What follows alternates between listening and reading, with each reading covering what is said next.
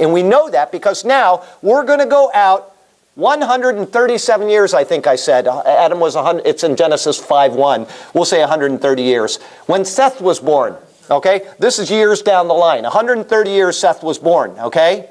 Well, in between Seth being born, we have Cain here, and we have Abel here. Well, we're going to put it back a little bit. Cain is born, Abel is born. They grow up old enough to kill each other. How old is that? I don't know, 12, 20? We don't know, but they're going to be at least 12 years old before they go wiping each other out. But whatever. I tried to figure this out to be the absolute minimum.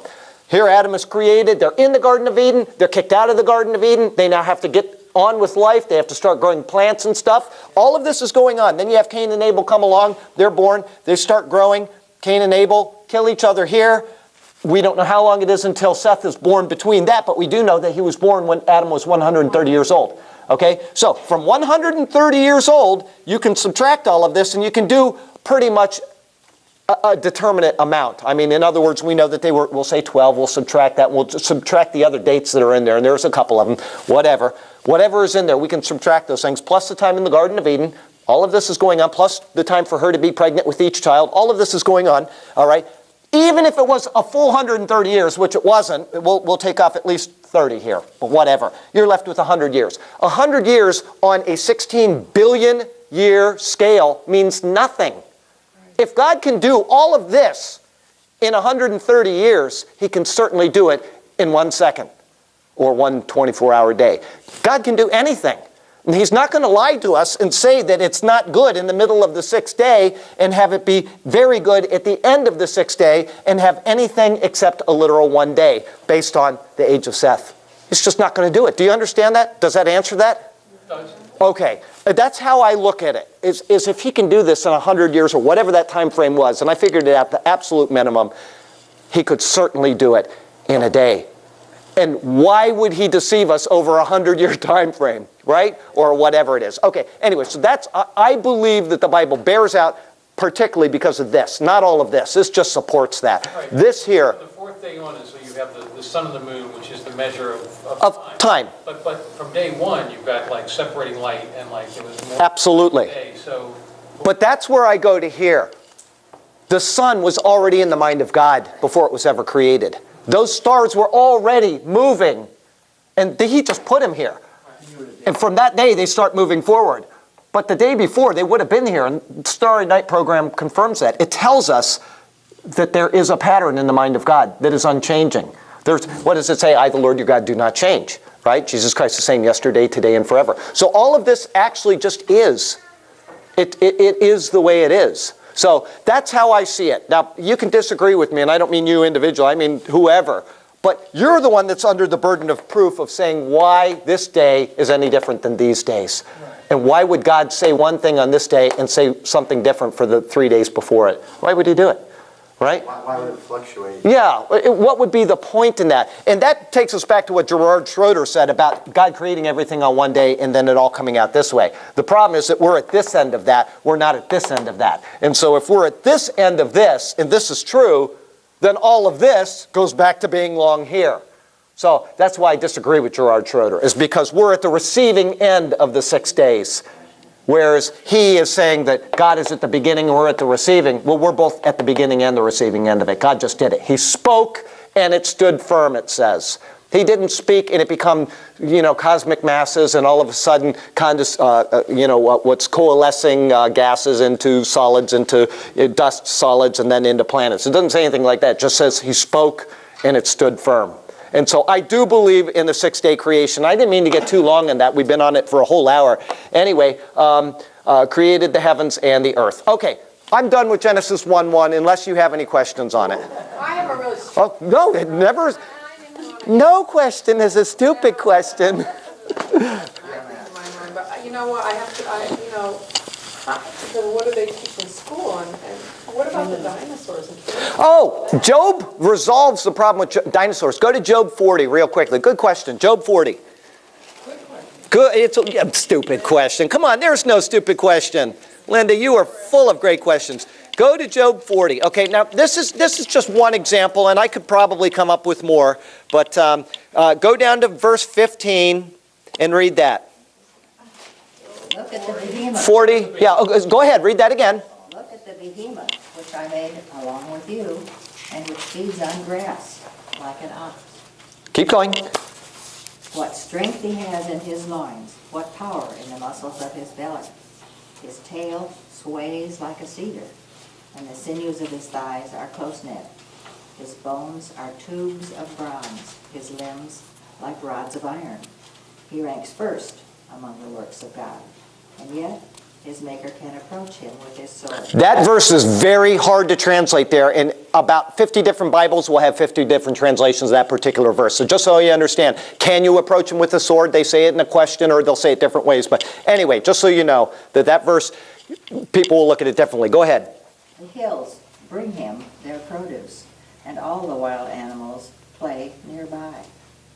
Under the lotus plants he lies, hidden among the reeds in the marsh. The lotuses conceal him in their shadow. The poplars by the stream surround him. When the river rages, he is not alarmed. He is secure, though the Jordan should surge against his mouth. Can anyone capture him by the eyes, or trap him, or pierce his nose? Can you pull in the Leviathan with a fish hook? Okay, now you're in 41, right? That was, Yeah. okay, so we're going to stop there. Leviathan speaks about another animal, and it'll confirm. This is Job 40. This Oh, is the Lord speaking. this is the Lord challenging Job. He's saying, where were you when I created all these things? It's all about creation. These passages, all the way through about 43, are all about creation. Now, wait a minute. What does it say? Read again.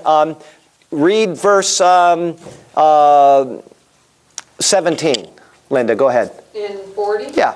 In 17. 47. He stiffens his tail like a cedar tree. Okay, well, that one isn't really well translated. Okay, somebody else read that one. Tail sways like a cedar. Okay, has anybody, now, most Bibles in their little commentaries at the bottom will say this is either a hippopotamus or an elephant. Okay?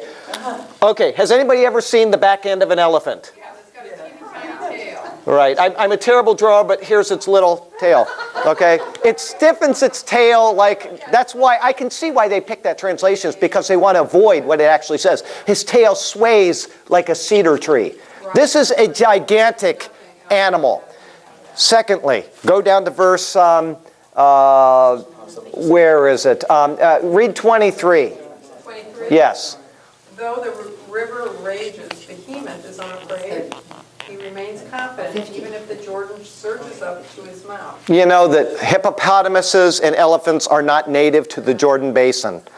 Okay? This is something that was massive that Job saw with his own eyes because the Lord is asking him about it.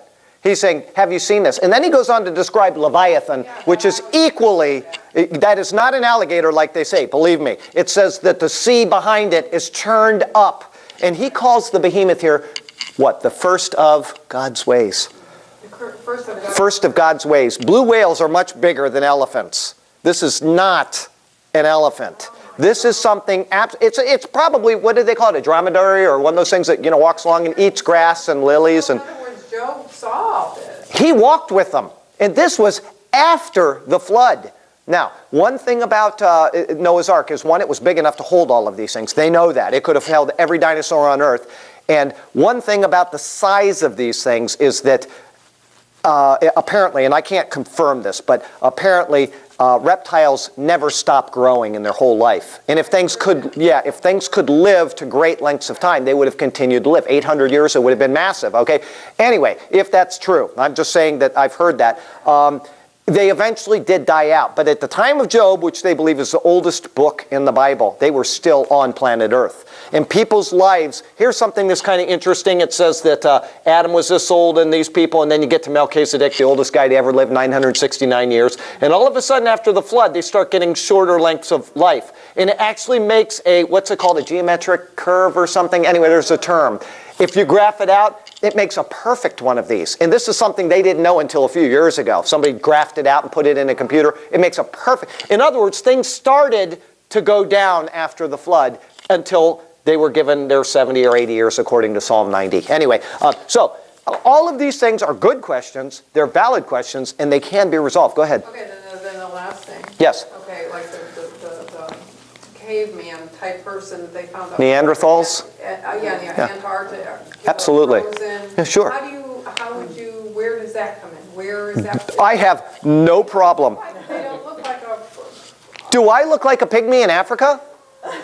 And honestly, these guys this big. but their brains were supposed to be really small, right? That is not true. If it was, it would be confirmed. That is not true. They say that let me give you an example of how this works. And I was going to get to this eventually, but the Nebraska man, you've all heard of and do you know the monkey, the Scopes monkey trial that turned into the great end of creation in schools, right? This was done. Actually, believe it or not, the Christians won that trial, but they lost in the public House of Public Opinion. And so it was a win for the Christians in the courtroom, but they actually lost in public sentiment turned against them. But, okay, here's what they found. They found a tooth in a riverbed. This is a tooth, by the way, okay? They found a tooth of the Nebraska man.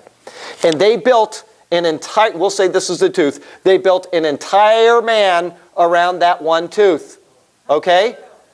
They built an entire man out of it. They put a body on him. They said what he looked like. They said what he ate. They said how long his hair was. They said, you know, how hunched his back was. They built an entire man, but that's what they did, okay? Here's the man. They built an entire man out of one tooth for this Scopes monkey trial, okay? The trial was ended. The Christians won, but in public sentiment they lost. The next year, when the river was down again, they went back to the same river basin, or 5 years later, or whatever, however long it was. They went back to the same river basin, and they found the jaw of that tooth. Anybody know what it was? It was a pig. Does God not laugh and mock at people like that? It was a pig, and yet all of our evolution, this is all going to be in one of my sermons one of these days. It's not going to be here probably, but it'll be somewhere. All of this is something I already have written up for a sermon. And, well, I can tell you that here we have this pig. Okay, I'll give you another example of the same concept. Does anybody here remember Ida the fossil? 2 years ago, 2009, they came out and they said, and it made all of the big magazines, Economist and every other magazine on earth that wants to dispel creation heralded this. As a matter of fact, I was on Facebook, and on Facebook, somebody friended me, and they put their name as Ida Fossil. And they wanted to debate against me, because I'd like to talk about Christian things, why Ida was the missing link. And every single magazine that talked about Ida Fossil called it the missing link. Ida the fossil was found in 1983, and it was cataloged and put on a shelf. And in 2009, they pulled it out and they started to study it. Okay? What happened is unbelievable. We have found the missing link. Ida the fossil is it. Right? So Ida friended me on Facebook, and we had a little debate, and I said, just a couple sentences, I said, it will be proven false, no problem, and you'll disappear. That's pretty much all I said, all right? Within 3 months, they found out that they had made a mistake, and Ida the fossil wasn't the missing link. Now, here's a question for you. From whenever that's right, it just disappeared. But here we go. From whenever the world was created or evolved or whatever until 2009. Whoops. Okay? This is 2009 is when they find Ida, and they call it the missing link. Okay? About 3 months later, in the same year, it's not the missing link. Okay? What does that tell you from this point all the way to here? What does that tell you? If this is called the missing link, what do we have here? A lot of possibilities of error. Well, even more than that, it tells you that there's no missing link up until that point, right? Obvious. It wouldn't be the missing link, okay? Now, 3 months later, it's disproven. And now it's 2011, right? Still no missing link. There is still no missing link. Do you know, and this is the truth, there is not one bone of evidence that proves evolution. Not one. And yet they say that this Neanderthal had a little brain and he had this. They have, that's what they teach them. And yet there is not one bone of evidence. And you know what? Darwin himself said that now that this has been discovered, this concept, we are going to find all kinds of proof of it. He wants And to grade. that's right. He finally said, if we don't find anything, this is totally wrong. And do you hear anybody talk about that? No, it's all. But that is the way it is. There is not one bone except this one to prove evolution, and it's in a pig's eye.